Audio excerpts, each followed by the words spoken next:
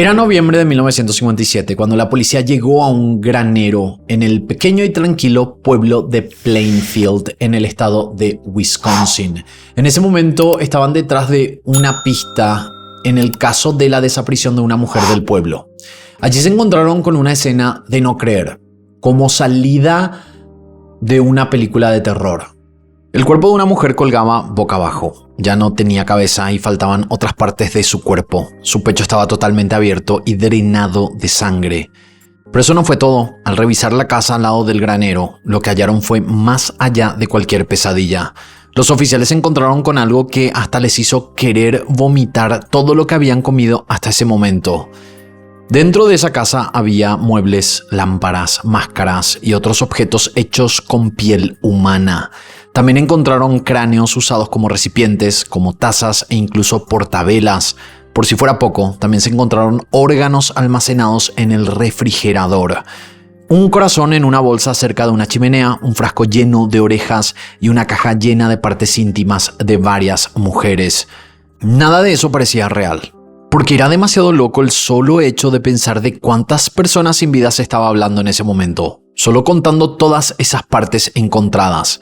Estaba claro que lo que encontraron ese día en esa casa y en ese granero cambió para siempre la tranquilidad que vivía ese pequeño pueblo.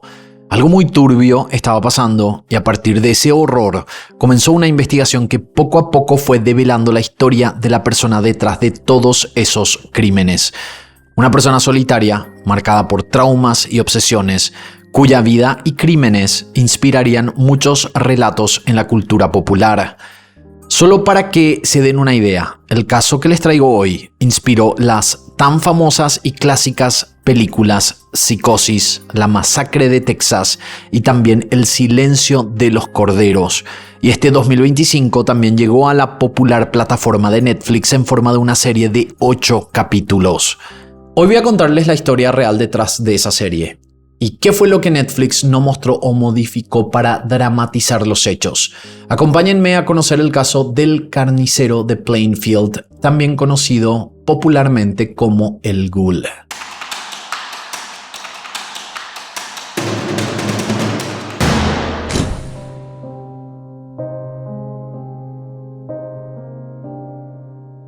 El cuerpo que la policía encontró aquella mañana de noviembre pertenecía a Bernice Worden, una mujer de 58 años muy conocida en el pueblo por ser la dueña de la ferretería local. Bernice había desaparecido el mismo día en que los vecinos vieron su camioneta salir de la parte trasera del negocio alrededor de las 9:30 de la mañana. Dentro del local, su hijo Frank Worden, que también trabajaba como ayudante del sheriff, encontró la caja registradora abierta y manchas de sangre en el piso. Lo último que supo fue que la noche anterior, un hombre del pueblo había pasado por la tienda y dijo que volvería por un galón de anticongelante. Ese pequeño detalle, que parecía inofensivo, se convertiría luego en la pista clave para resolver uno de los crímenes más brutales de la historia. Bernice no volvió a su casa esa noche y al día siguiente el pueblo entero comenzó a buscarla. Nadie imaginaba el horror que estaban por descubrir. Durante la investigación no solo se confirmó su asesinato, sino que se descubrió que la misma persona detrás de su desaparición ya había matado años antes a otra mujer del pueblo, Mary Hogan. Mary era una tabernera que desapareció en 1954 y cuando, 3 años después, examinaron la casa que les mencioné al comienzo, se hallaron restos que se confirmaron eran suyos. Y si se preguntan por los restos que faltaban, que se encontraron en esa casa, les comento que los oficiales pronto se enteraron de algo todavía más macabro. Alguien había estado desenterrando cuerpos en los cementerios locales durante años. Se supo que al menos 9 tumbas en los alrededores de Plainfield habían sido profanadas. El responsable abría los ataúdes de noche, en secreto, y se llevaba partes de los cuerpos, especialmente la piel, cabezas y órganos. Y con ellos fabricaba objetos de decoración. De las tumbas exhumadas, recuperaron evidencia suficiente para confirmar que muchos de los restos hallados en la casa provenían de esos cementerios y no de asesinatos adicionales. Este hallazgo fue lo que transformó aquel caso en algo mucho más complejo. Ya no se trataba solo de una o dos muertes, sino de una mente perturbada que por alguna razón buscaba restos de mujeres en el cementerio. Conocer cuál era su motivación estaba en manos de la policía y para ellos debían atrapar al culpable. Cuando todo esto pasó fue que la prensa hizo mención de los famosos apodos, el carnicero de Plainfield y el Ghoul. Ahora bien, cuando las noticias hicieron públicas las identidades del cuerpo que encontraron en el granero y de algunos de los restos que estaban en la casa, el pueblo entero quedó en shock. Nadie podía creer que alguien del lugar fuera capaz de todo eso en un pueblo en el que se pensaba que todo era paz y tranquilidad. El culpable de este caso ya tenía a la policía mirándolo con sospechas desde hacía años y por sucesos totalmente apartados a los que encontraron en ese granero y en la casa. No fue sino hasta la desaparición de Bernice Worden que dieron con una pista concreta para seguir. Fue precisamente en la ferretería de esa mujer donde la investigación comenzó a tomar forma. En la tienda la policía encontró manchas de sangre y un recibo de compra con el nombre de Ed Gein. Esa pequeña pista bastó para que las autoridades se pusieran en marcha e investigaran más sobre este hombre.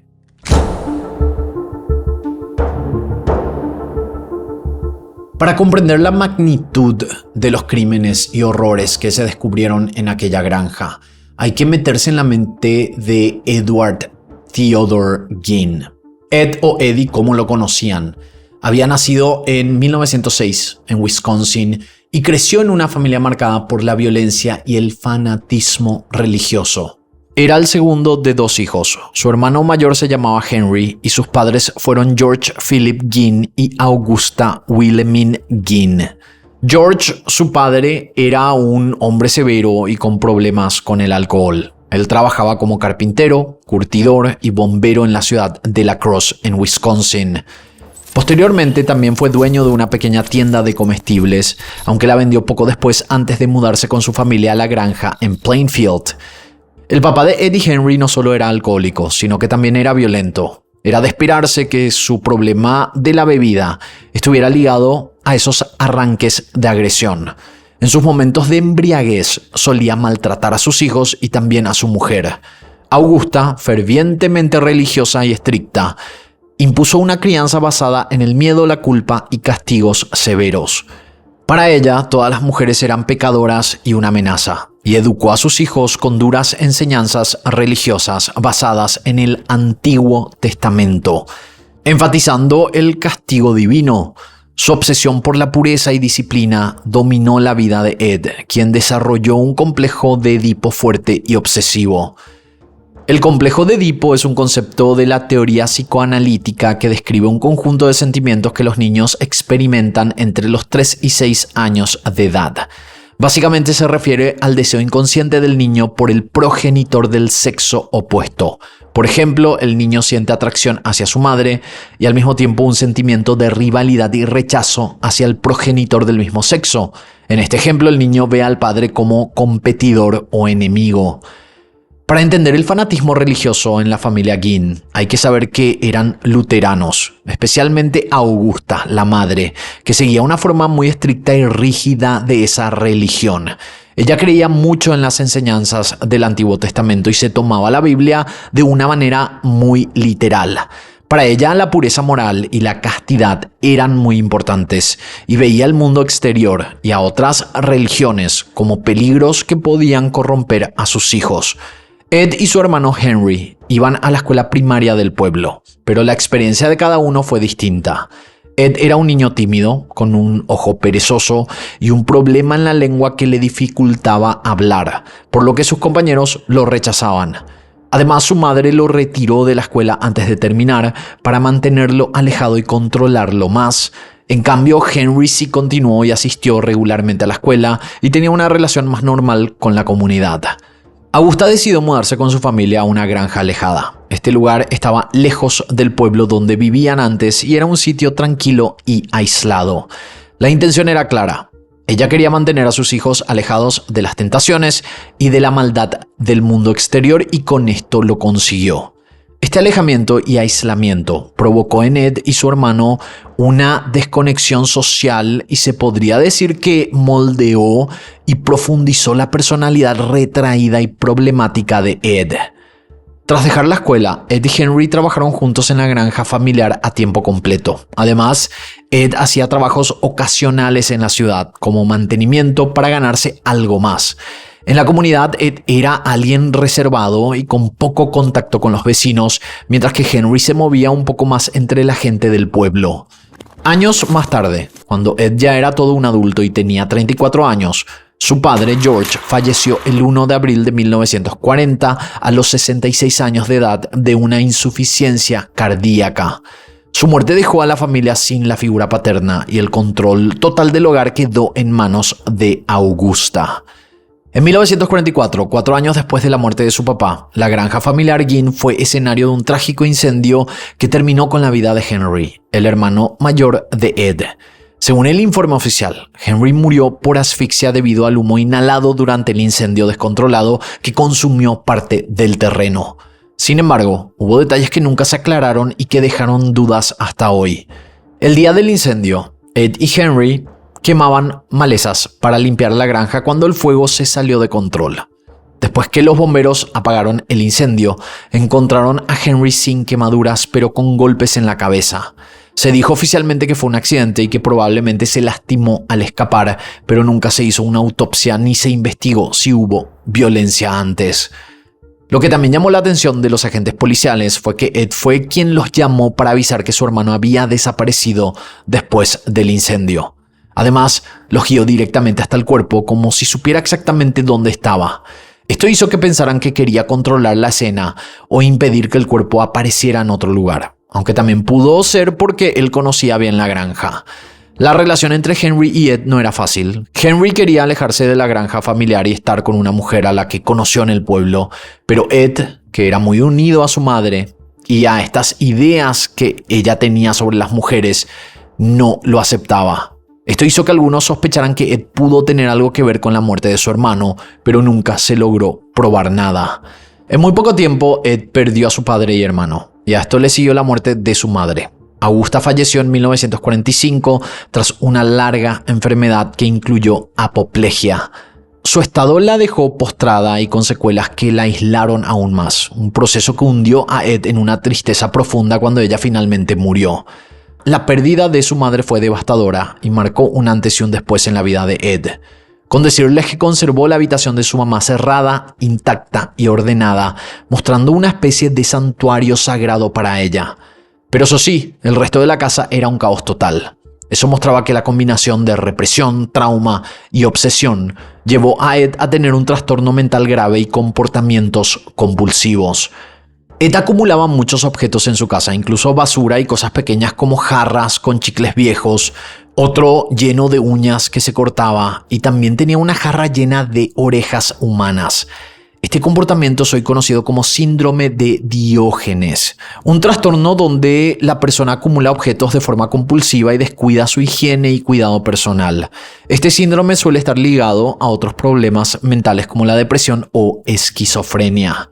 Además de esto, Ed leía muchos libros que reflejaban su obsesión y ayudaban a sus macabros planes.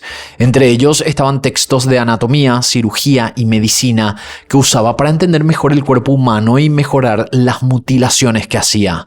También leía revistas y libros para adultos que alimentaban sus fantasías sexuales, junto con información sobre cambios de sexo y deformidades relacionados con sus deseos de convertirse en su madre.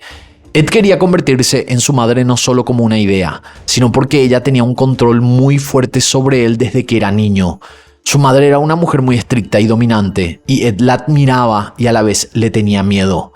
Esta mezcla de sentimientos hizo que se sintiera muy dependiente de ella, sin saber cómo separarse o ser él mismo.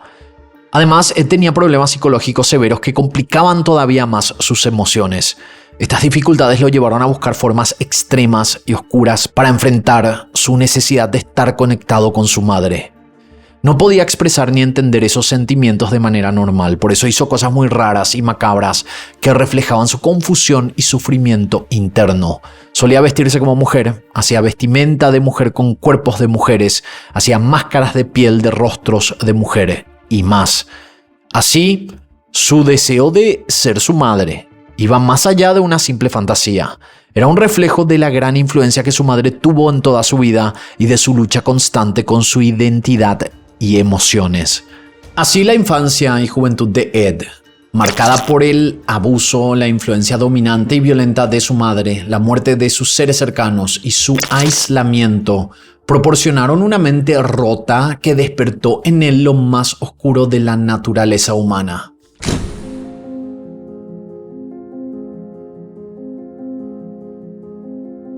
El 16 de noviembre de 1957, la policía que investigaba la desaparición de Bernice fue a buscar al principal sospechoso. Estamos hablando, obviamente, de Ed Gein. No lo encontraron en su casa, sino que lo encontraron en la casa de unos vecinos y lo arrestaron sin que opusiera resistencia. Fue en la granja de Ed Gein que los agentes encontraron el cuerpo de la dueña de la ferretería y restos humanos como parte de una decoración macabra. Cuando los agentes empezaron a revisar cada rincón de su granja, anotando y etiquetando los hallazgos, no podían creer lo que estaban viendo. Había huesos humanos enteros y fragmentos, sillas tapizadas con piel humana, cráneos colocados sobre los postes de la cama, un corsé hecho con el torso desollado de una mujer, leggings confeccionados con piel humana y máscaras hechas con rostros femeninos cuidadosamente cortados. En una caja de zapatos, 9 partes íntimas de mujeres estaban conservadas. En otra bolsa, una cabeza humana envuelta en arpillera. Cuando examinaron el cuerpo de Bernice, se determinó que había sido asesinada con un disparo calibre 22 y que las mutilaciones ocurrieron después de su muerte. Durante los interrogatorios, Ed se mostró tranquilo, incluso amable, pero se negó a hablar. Estuvo durante 12 horas sin decir una palabra sobre el tema. Recién al día siguiente decidió hablar y lo hizo con absoluta frialdad. En su confesión, Ed admitió que mató a Bernice Worden en la ferretería donde ella trabajaba.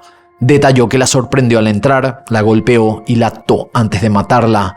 Además de esto, dijo que muchas de las partes humanas que guardaba no correspondían a víctimas suyas, sino que a cuerpos que desenterró del cementerio. Increíblemente, entre 1947 y 1952, realizó hasta 40 visitas nocturnas a 3 cementerios locales para profanar tumbas. Ed elegía cuerpos de mujeres de mediana edad que creía que se parecían a su madre, cuya figura dominó su vida. Las partes robadas las llevaba a su casa, donde curtía la piel y confeccionaba esos objetos macabros que sorprendieron a los investigadores. La investigación confirmó lo que Ed Gein confesó, y también se descubrió que, en algunos casos, él devolvía objetos como anillos o fragmentos a los ataúdes, pero la mayoría de los restos humanos desaparecieron para siempre sin que se supiera exactamente qué pasó con ellos. Esto generó un miedo muy profundo y mucha desconfianza en el pueblo porque la profanación de tumbas y el maltrato a los cadáveres causaron casi tanto impacto como los asesinatos mismos. Imagínense, en ese pueblo, ni estando muerto uno podía estar tranquilo.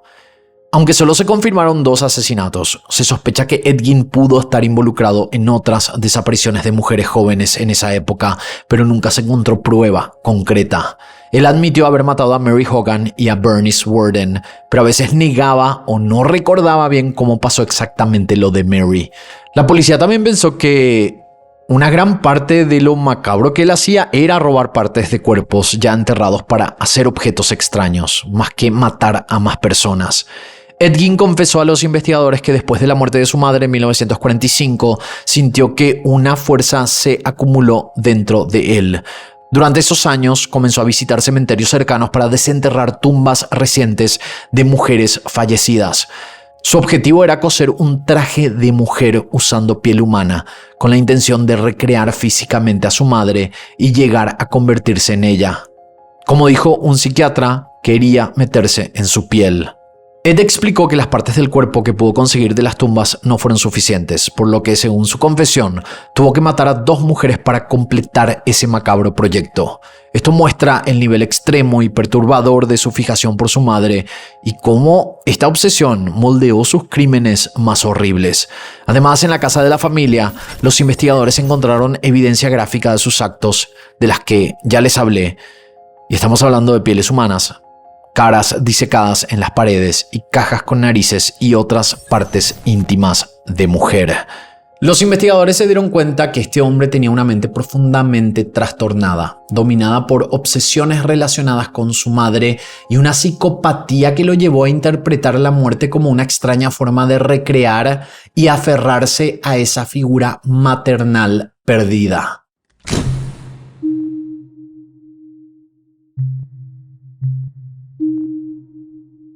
En 1958 se decidió que Ed Gein no estaba en condiciones mentales para ser juzgado, por lo que fue internado en el Hospital Estatal Central para Delincuentes Mentales en Waupun, en Wisconsin, pasando los siguientes años bajo vigilancia médica. Durante ese tiempo, varios psiquiatras lo evaluaron y diagnosticaron con esquizofrenia, confirmando que su comportamiento estaba severamente afectado por su enfermedad mental y por la obsesión que tenía con su madre, Augusta. 10 años después, en 1968, se realizó una nueva evaluación y se concluyó que Ed Gein estaba en condiciones mentales de enfrentar un juicio. Por eso, el 7 de noviembre comenzó el proceso legal. Durante el juicio, Ed admitió haber matado a Bernice Worden, pero no quiso hablar sobre la muerte de Mary Hogan, la tabernera local desaparecida años atrás. Fue declarado culpable solo del asesinato de Bernice. Aunque Ed confesó haber matado a Mary Hogan, no fue procesado ni juzgado por ese crimen. ¿Y saben por qué? Porque la Corte del Condado decidió no incluir ese cargo para no aumentar los costos del proceso en un área rural. Sin embargo, en su casa se encontraron tantas pruebas, incluyendo objetos hechos con partes del cuerpo de Mary, que indicaban su implicación en ese asesinato. Finalmente, debido a que su estado mental era muy complicado, el tribunal lo volvió a declarar legalmente incompetente para cumplir una condena normal y Ed pasó el resto de su vida internado en un hospital psiquiátrico. Allí permaneció hasta que murió el 26 de julio de 1984 a los 77 años debido a un cáncer de pulmón.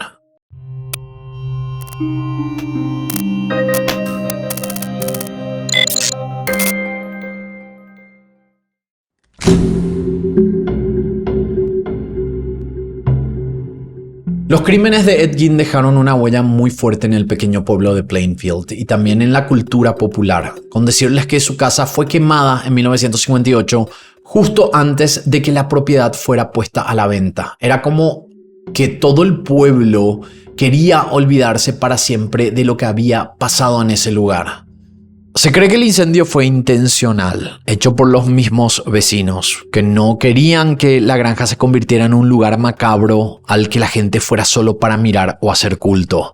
En cuanto al auto Ford de 1949 que Ed usaba para transportar cuerpos y herramientas, fue subastada ese mismo año y adquirida por un feriante llamado Bunny Gibbons, quien la convirtió en una atracción ambulante en Wisconsin. Cobraba 25 centavos por persona para verla y vendió miles de boletos en su debut. Sin embargo, la exhibición fue prohibida por autoridades y grupos de salud mental ante las quejas y el rechazo social, y el auto desapareció de circulación sin registros claros de su destino final. La tumba de Ed Gein, que está en el cementerio de Plainfield, fue vandalizada varias veces y profanada. Esto llegó a ser un problema tan grande que las autoridades tuvieron que protegerla para que no se convirtiera en un lugar al que vinieran fanáticos del crimen o del horror a rendir homenaje o llevarse recuerdos macabros. Más allá del impacto inmediato que tuvieron sus crímenes, la historia de Ed Gein inspiró algunas de las películas y personajes más famosos del cine de terror. Por ejemplo, Psicosis de Alfred Hitchcock, que se basó en su caso para crear a Norman Bates, un hombre con una relación muy especial con su madre. También La Matanza de Texas, que creó el aterrador Leatherface, famoso por usar máscaras hechas con piel humana, algo directamente inspirado en Gein. Y El Silencio de los Corderos, donde el personaje Buffalo Bill presenta elementos sacados de los crímenes de Ed Gein, como la obsesión con la piel humana. La serie de Netflix Monstruo, la historia de Ed Gein, es la producción más reciente que volvió a contar esta historia, mezclando hechos reales con ficción para captar la atención de nuevas audiencias. Aunque es muy atractiva y popular, es importante recordar que detrás del mito existen hechos verdaderos y muchos más complejos. Aunque la serie se volvió muy popular y rápidamente se ubicó entre lo más visto, también generó muchas dudas sobre cuánto de lo que se muestra fue realmente fiel a lo que pasó y qué tanto fue inventado para darle más dramatismo. Para empezar, Ed Gein fue responsable confirmado de 2 asesinatos, Mary Hogan en 1954 y Bernice Worden en 1957. Confesó que las mató porque se parecían a su madre difunta y admitió haber profanado tumbas para fabricar objetos con restos humanos. La serie tomó estos hechos como base, pero agregó escenas y personajes inventados para ampliar la historia y crear suspenso. Otro caso son las víctimas como Evelyn Hartley, una adolescente desaparecida a quien la serie atribuyó a Gein sin pruebas reales. Ed negó ese vínculo y no hay evidencias que lo relacionaran con otros crímenes más allá de los 2 confesados. La serie también incluyó escenas donde Gein colaboró con el FBI en la búsqueda de Ted Bundy, y esto no ocurrió jamás. Bundy fue capturado mucho tiempo después sin ninguna relación con Gein. Otra cosa, la psicología de Ed Gein en la serie se exageró, mostrándolo como un psicópata obsesionado con el cadáver y el canibalismo, cuando la realidad es que su trastorno tenía un componente obsesivo con la figura de su madre y un comportamiento perturbador pero diferente. Él mismo negó tener relaciones íntimas y haber practicado el canibalismo. Sobre la comunidad de Plainfield, Netflix presentó a Ed como un marginado social extremo, mientras que documentos reales indican que hacía trabajos ocasionales y tenía cierto contacto con algunos vecinos, sin evidencia de conductas hacia niños o complicidad con otros. Finalmente, el modus operandi del asesinato de Bernice Worden. Sus detalles de la investigación y la captura de Gein están bastante bien retratados, pero la serie los dramatizó al máximo. En resumen, la serie mezcla hechos reales con mucha invención para hacerla más entretenida y emocionante. Por eso quise contarles hoy la historia real detrás de lo que Netflix no les mostró en la serie. En el fondo, Ed Gein no solo fue el origen de muchos monstruos del cine de terror, sino también la prueba de que a veces el verdadero horror nace del aislamiento y la represión que pueden esconderse en lo que parece una casa común y corriente. Ed fue también una víctima de una familia disfuncional y controladora, de una infancia marcada por el aislamiento y la falta de cariño, y sobre todo de la ausencia de atención y tratamiento psicológico que podría haber cambiado su destino. Su historia nos recuerda que detrás de los actos más terribles a menudo hay heridas profundas y una mente muy rota que quedó atrapada en su propia oscuridad. Hasta aquí el caso del día de hoy. Espero sus comentarios aquí abajo y de esta manera nosotros nos encontraremos en la próxima historia.